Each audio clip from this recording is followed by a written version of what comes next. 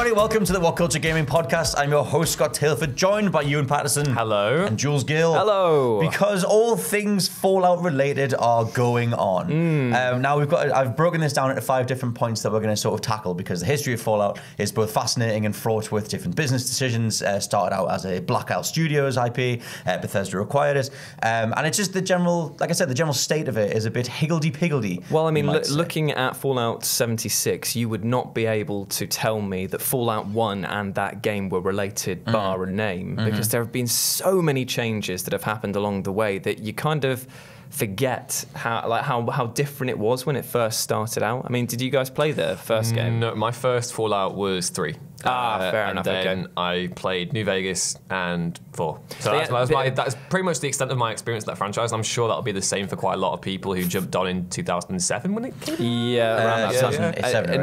And the thing is that a lot of people call that the Great Divergence, which is obviously like the reference in the game itself is when we split from the biblical. like. Well, the thing is like because in the game obviously that's when we split off from Fallout's like made-up universe, and many people consider the Fallout series to have ended with Fallout Brotherhood of Steel, or whatever. So we got some New Testament and Old Testament stuff. And then Fallout 3 came out, and everyone was like, "Oh, this is the Fallout experience." But the purists were like, "No, it's not." And they foretold of the Great Divergence. The best way to think of it is like the Fallout 3 fans going forward are like the lone wanderer, you know, like the humans setting out all happy and jolly with their music on their arm, and the ones before that are the super mutants, the ones that think that they're better for liking the original games and put up with a lot of ugly stuff. That's the thing. So I was going to just start out with our general sort of thoughts on where we are with the fandom and the franchise at the minute, because my first proper one was Fallout 3. I've gone back and watched a whole bunch of gameplay for Fallout 1 and 2. I've never actually had the pleasure of playing either of them, but I know there's certain characters from them, like the leader, and I know that different armor sets originated in them.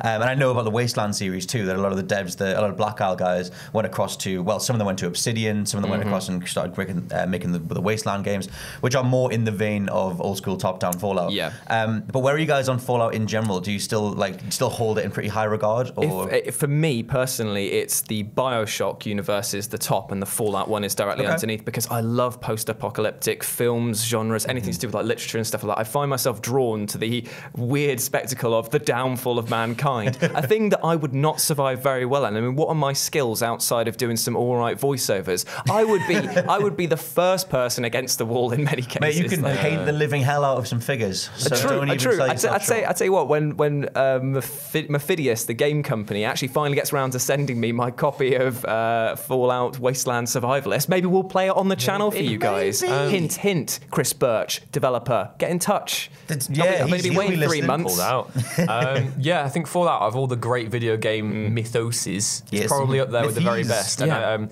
I think that a lot of that comes from obviously the groundwork that Black Isle Studios did with the first few games. And I personally, because I love history. History is like my jam. I did a lot of American history.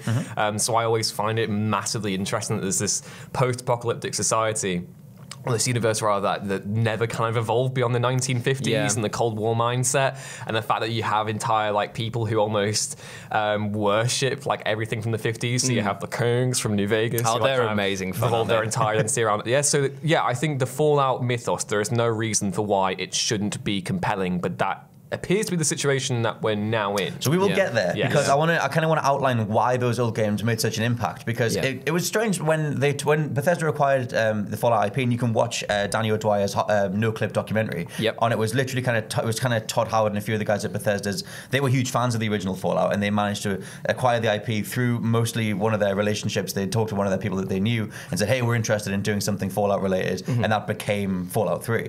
And so like you've played the first 2, and the general sort of like way that the story's done, the narrative's done in those first 2 games is very different to the way it's done now. I'd say that there are big narrative similarities between Fallout 1, 2 and Tactics to maybe Fallout New Vegas is probably the closest, because I'd say that New Vegas, for me personally, has the tightest storyline. It's very, very similar. Like the basic premise of the first game is you live in a vault, a water chip is broken, you're sent out to fix it, and you uncover just what the spectacle of the world around you as you go along. So I'd say that this storytelling or the basic narrative is usually the same across all of them. You emerge from somewhere and you're like, wow, crazy, this is all mad. There was also something about, like, again, from what I've gathered, you might be able to shed more light on it, but those original 2 games, and 3 obviously carried this forward, like, for the most part, but there was always this level of detail to the world itself, this kind of weird, like, quirky, fun, like, really identifiable approach to the wasteland. There's a weird striking of like comedy and tragedy with Fallout, which is why I find it so appealing, because it goes to the extreme of both sides. You'll have moments where, like, you get the Wild Wasteland perk and you find Indiana Jones in the fridge, and like what's the name of Luke Skywalker's adopted parents again? And Uncle Owen and Aunt Beru. Yeah, and you find their bodies. Skeletons, you find their skeletons. But then in the first game, you can also murder kids, and you've got to make interesting decisions as to whether or not you're going to destroy an entire civilization of ghouls who've done nothing wrong apart from just be ugly. You know, there is an irreverent streak to it. I think like there's the mythos that they've created itself is very kind of like, it's very big and deep, but there are certain occasions where the charm of Fallout comes from that kind of that dark humor. That kind of it's very dark humor. And again, if we're going to talk about morality systems in gaming and kind of talk about consequences, Fallout probably. I know you can join whatever you want to in certain playthroughs, and it really is up to the player themselves as to how far down the rabbit hole they go with, which factions they do. But like that kind of that dark humor really has carried the series. So, and you also had stuff like the secret cow level and things that were very over the top in Diablo and stuff like that. I thought that was in a Fallout thing. No, that's Diablo. I'm thinking of old school top-down games. You're thinking of cows.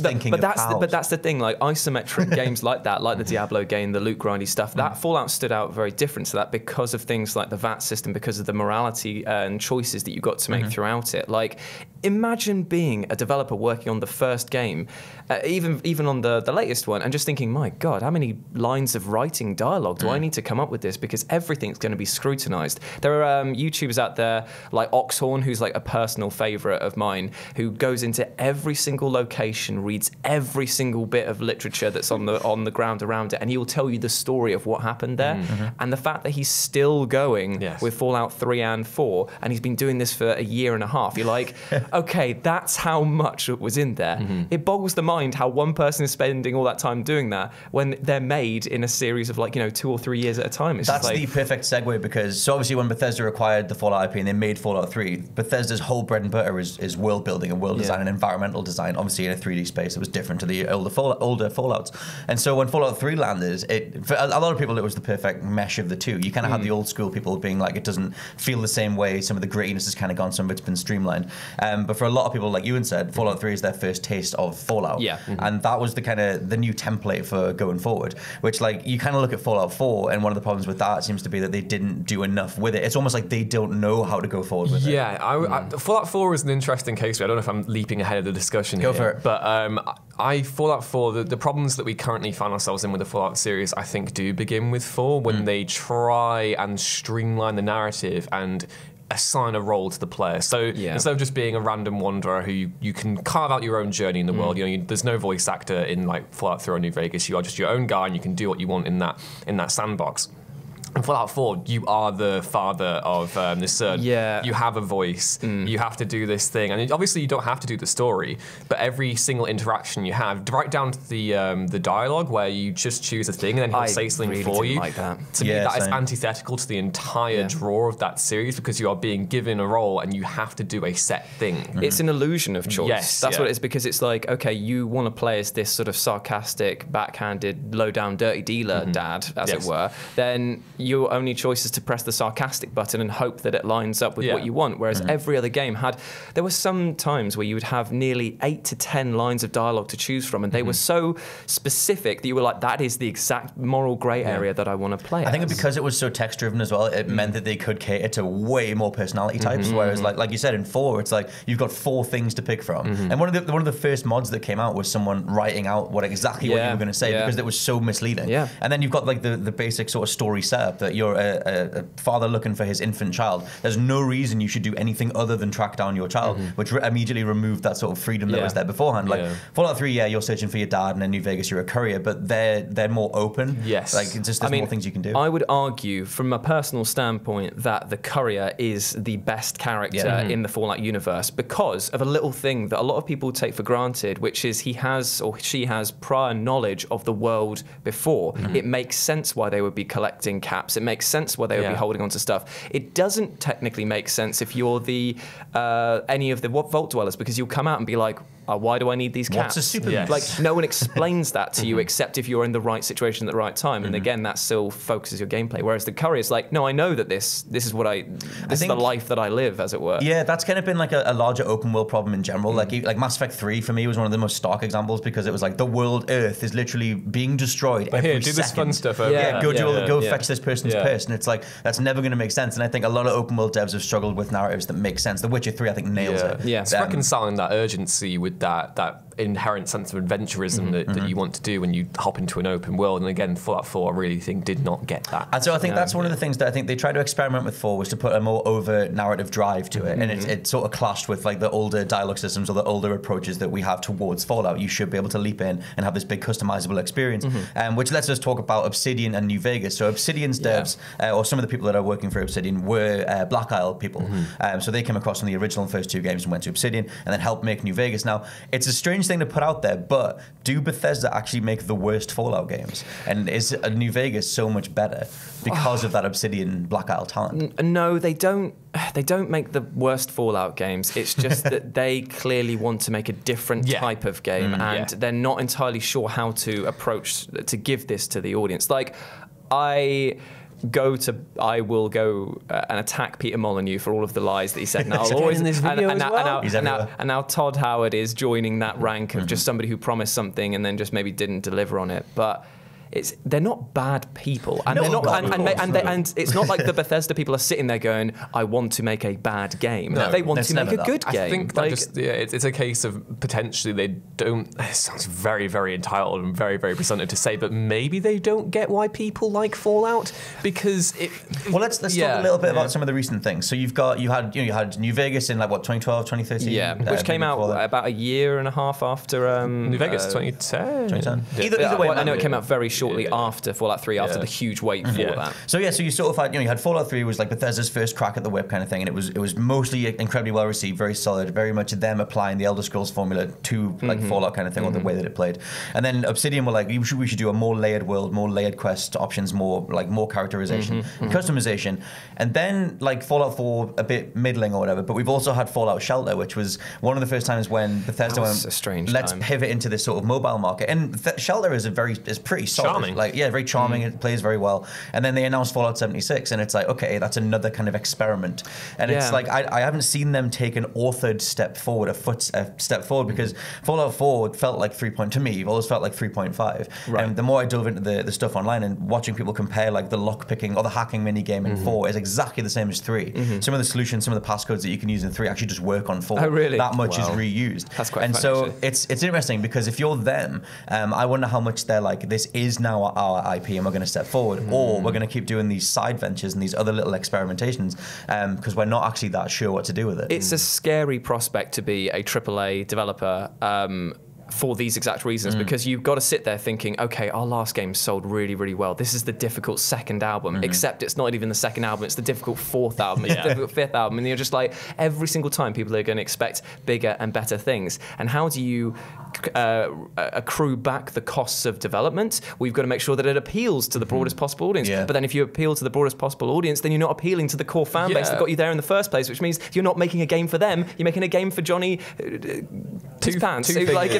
Johnny Destiny. So you end up with a game that feels more homogenous the bigger you get. I think as a general sort of, it's obviously we don't know what their overall mission goal was when they started with this, but it feels like, what if we made a Fallout that tapped into the MMO style quest generating, loot grindy type We've kind stuff. of seen that already with people like hunting down certain demons. Like I'm already seeing kind of like in the news cycle, very Destiny-esque headlines, like people hunting down stuff. But it's interesting because it's not as though Fallout players haven't asked for the prospect of playing with friends before or sharing a journey. You know, one of the things I always kind of wanted from the Elder Scrolls was potentially having the ability to hop into a friend's world and see what it's like there. The problem with Fallout and having your friends with you is obviously that's completely buggered. And then also the stuff they took away when they added the ability to play with friends, the lack of NPCs, the over-reliance on those little nuggets of lore like the vault logs and the notes and stuff, and kind of expecting players to buy into that narrative when they've been given so much more in the past.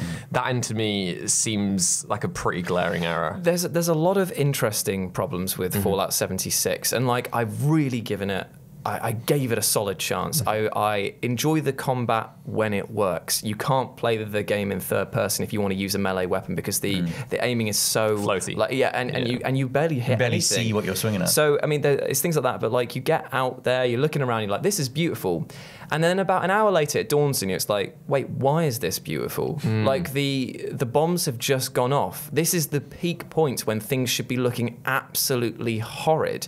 I get that the water is irradiated, but if you're showing me stuff that looks like a postcard from like a holiday that I would genuinely go on, it makes no sense, because then in New Vegas, Fallout 3, we get those green, greys, browns. Yes, they're dull color palettes, but that reflects a more nuclear thing. So they should, in theory, 3 and New Vegas should be looking more like Fallout 76 because the world is healing and getting better. But it is the other way around. And it is so confusing. That exemplifies their sort of the clash of identities that is kind of at the heart of why things feel so off at the minute with Fallout. Because like you said, it's big and bright and colourful and luscious, and that's not Fallout. Look at the marketing campaign. Yes. The marketing campaign of using, is it the Beach Boys? The Monkeys? Wouldn't it be nice? Yeah, Monkeys. I think that is one of the two. Yeah. So it's one of those things where it's like, okay, not only is that the wrong genre, wrong time of music to be plucking from, but also why? I think they're trying to. I think they're to their credit. I think they are trying to strike a tonal dissonance there. Everything is dreadful, but we'll have some fun together. Yeah. I get that, but it was just kind of like, what an odd marketing campaign. You know what it reminded me a lot of? Remember the old Call of Duty multiplayer adverts where it'd be like, oh, it's Dave from The Office. We can hop online and play together. That was odd as well. It's very weird, and it's just one of those things I can't quite put my finger on, because I'm still struggling to understand who this game is for. That's kind of my thing too. Yeah.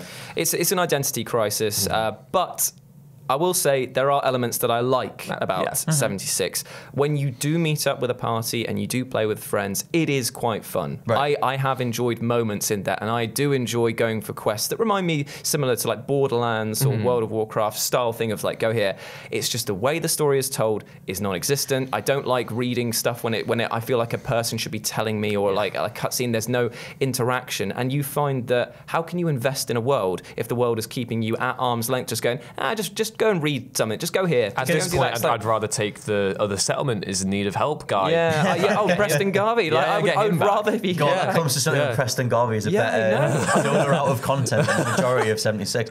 Because Forbes just did a very recent write-up where they compared exactly what Todd Howard said when they first announced 76 compared to what is actually out there. And for the most part, it's fine. It's just that you have to really scrutinize what Howard said, because he said we'll be going up against dozens of other players in the world, and there's 24 per instance. Technically, that's more than 1 dozen. And he talks about 16 times the detail of Fallout 4 in 76. I mean, if you're talking about God rays, then yes. Or just general color palettes are cranked up. And it's but that thing about they're trying to make this play space that is immediately inviting, and it's kind of got that sardonic, twisted sense of humor because they've used the Beach Boys, but you're still in the apocalypse with a giant dragon bearing down on everybody.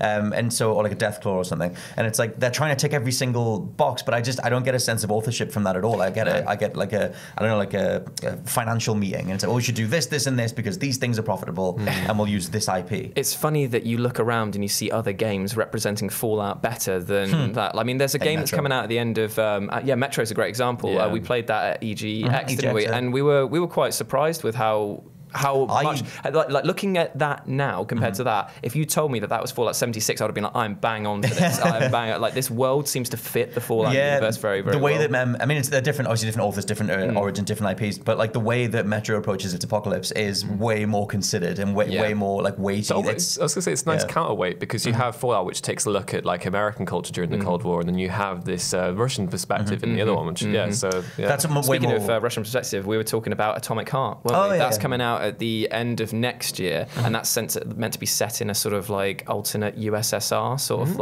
and they've got all of their crazy technology that they were working on, but it is again hampered by the time constraint and technology, and it just looks weird. Looks like that very famous theme park that they use in the Call of Duty level. Oh, in Pripyat. Yeah, that's Chernobyl. It looks like an entire world based around that. Yes, that's cool. And like, I'm bang up for that again more than I am for. I mean, that even if you take that as like a piece of iconography, or like that exemplifies Fallout 3. I mean, that style of like the color palette wise, in terms of something that has been destroyed, and you sort of look teals at and like, the greens. Yeah, I can see that there was once humanity there. I think we should talk about the state of Bethesda's game design, like the actual engine. Okay, absolutely. Because it's very clear now. A lot of people made kind of just didn't mind too much back when Skyrim came out. So, it's funny the giant hits the thing. Unless you're on PlayStation 3. Yeah, in which case the game was completely unplayable. And so like that level of what some people refer to as like Bethesda junk has been there for years. But you look at the general AAA space, and it's just I don't like using words like it's unacceptable, but like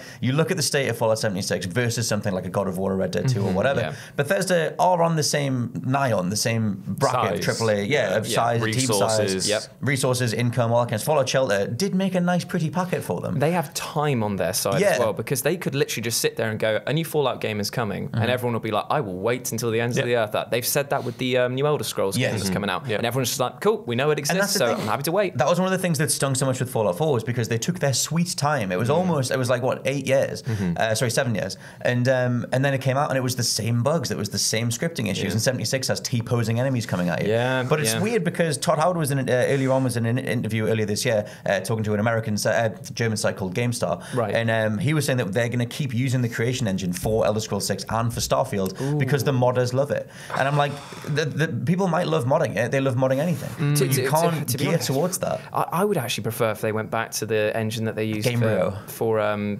Fallout 3 and 7. That was Gamebryo, yeah. Because I don't know why it's just that ugly nature. It's like watching old horror films, like watching Nosferatu. It still looks utterly creepy because it was filmed with crap and the effects were crap. Yeah, but at the time, that's why this thing works very well. It's just interesting because I guess you could argue that part of the charm with Bethesda's games is the way they look and the way they feel and the way characters walk around in a very robotic-like fashion, whatever. I do think that maybe the moment has passed for this sort of thing to just cut it anymore, because I mean we all enjoy a bit of like a T-posing enemy coming to get you because it is hilarious.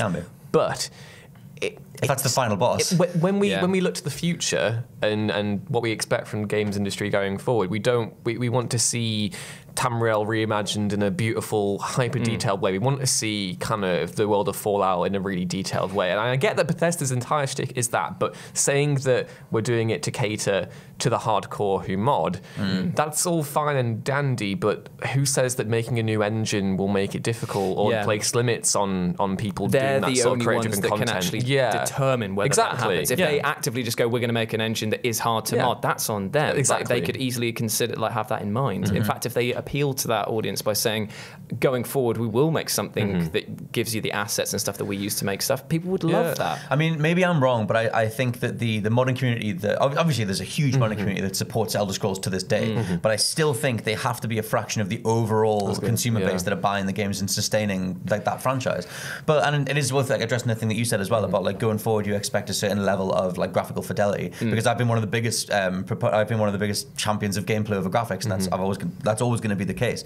But I think there has to be a baseline level of polish and a baseline level of especially when it's impacting on gameplay as well. Yes, that's the thing. When it gets in the way of the beats that you're trying to land, if you literally can't connect to other people online, or if the server crashes because you launch three nukes at once, then they are massive problems. And modders you can hand it over to the modding community, but they shouldn't have to. The modders aren't getting paid for it. The thing is, modding shouldn't make your game playable. That's the basic rule of thumb. It should just be there and accessible for everyone to play. That's the whole point of trying to appeal to a broader audience. But the funny thing is that this year, we can honestly say now, and this isn't me just getting on my high horse about it, because I did, find things I liked about Fallout 76. No. But Fallout 70, this isn't even the best Fallout game we got this year, because modders have actually put out Fallout Miami, and that is fantastic. It's nearly fully voiced. All of the stuff makes sense. It explains so much as to why you're in this world. And the quests are literally brilliant.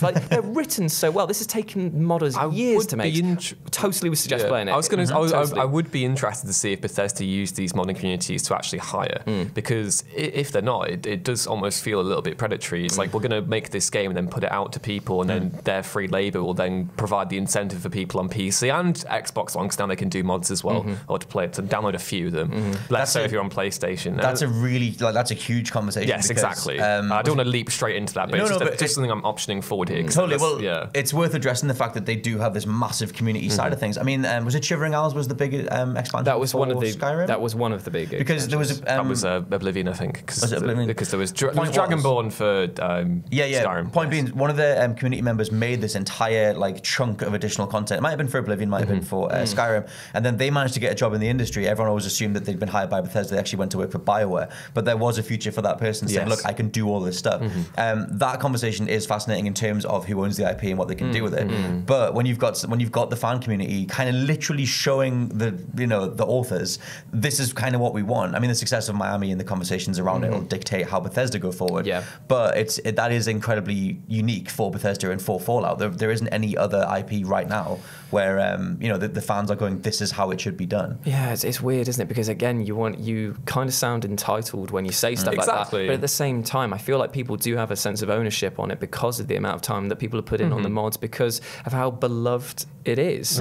It's the same with Star Wars and any other massive franchise, isn't it? I mean, you end up getting a fan base that's split right down the middle between those that will accept what's being put out and those that just say, look, it could be better. Well, yeah, that's fair enough. I mean, I probably would forego the Star Wars comparison personally, but that is a sometimes very toxic. But entitled fandom. But the thing with Fallout is that the community do put in an awful lot into that series, and the same goes for the Elder Scrolls.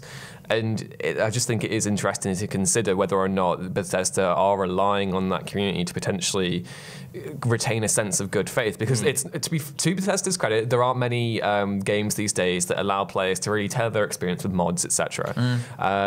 But there is something a bit iffy about it that I don't particularly like. Yeah, I think it's a strange conundrum, because they've been in hot water with it before in terms of how they monetize it. Obviously it became the Creation Club, and they had their own little currency, and it's you can go in and didn't they try? Was it them who tried to make mods purchasable? Initially, but that went away. Then it came back as the Creation Club, and they just they changed the currency and that kind of thing. And obviously there are ways that I think that modders get reimbursed for certain things they put out on PC and stuff.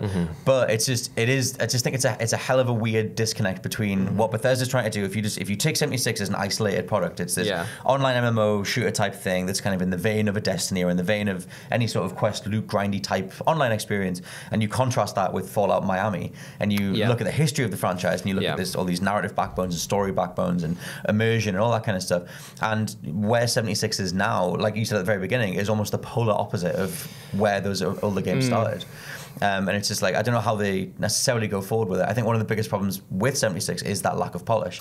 You play it for a bit and you get exactly what it is. A lot of people are suggesting, and worryingly, I think it's actually picking up steam, that this might actually go free to play soon. Oh, really? Yeah, there's been a rumbling. I haven't even looked at the sales. Well, because the sales are down nearly 40%, 40 to 50% down on the sales for Fallout 4. Right. There's planned DLC expansions coming, but obviously that won't be going ahead if there's no player base for them. People there have been very, very negative about it. I've seen scores of even the low 20s. There's a lot of low stuff. And I will say that it's a less than average game. It's not downright terrible. There are elements to enjoy, like I say, but just it's the worst Fallout game I can remember playing. And so therefore, a free-to-play model actually kind of makes sense. Because isn't that what happened with Elder Scrolls Online? Because that's an interesting example for me as well, because that was Zenny? Yes, that wasn't Bethesda. But again, that's probably another interesting example, because that started out as being that was you had to buy it, and then eventually there are certain aspects of it that... They changed a lot of the monetization with that. They kind of relaunched it and kind of went back on it and stuff. I mean,